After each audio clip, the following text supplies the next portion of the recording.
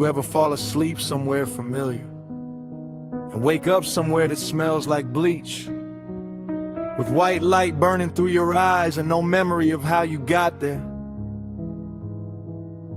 That kind of fear changes you, because once you've looked death in the face, even for a second, you never walk quite the same again. I've gone under in rooms I knew by heart, then opened my eyes somewhere worlds apart. Went to sleep in darkness, woke to sterile white, flat ceilings, sharp beeps under hospital lights. Same body, different place, half a name, half a face, trying to piece together where I'd been, from broken seconds and a plastic wristband on my skin. And there's something violent in that kind of waking, like your soul comes back slow, but your chest is shaking, like your mind's still stuck where the blackout began, while the world keeps moving like you weren't almost gone again. And I remember the light first, cold and cruel and bright. Not heaven, not peace, just those hospital lights. And I remember the silence after, that stunned, weightless breath, the kind that only comes when you've been face to face with death. I woke up alive, under hospital lights, somewhere between terror and relief, trying to remember the night. I woke up alive, but not the same inside.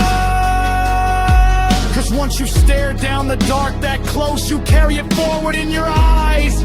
I didn't die, but something changed. The line got thinner than I knew, and now every morning feels like proof that I came back, even if I don't know how I made it through.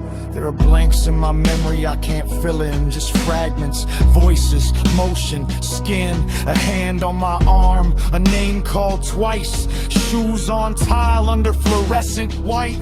And I hate how normal the room can seem for a place you wake from the edge between a curtain, a chair, some wires, a screen, while your whole body's trying to understand what it means.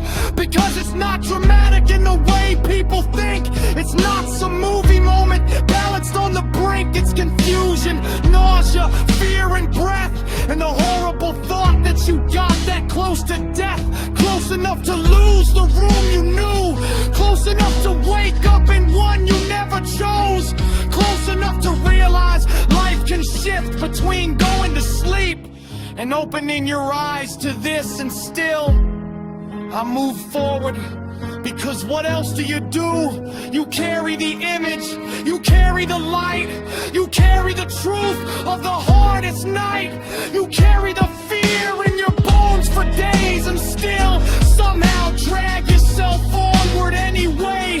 Not because you're fearless, not because you're strong, but because being here means the dark was wrong. Because every breath after that kind of night feels less like living and more like surviving in plain sight.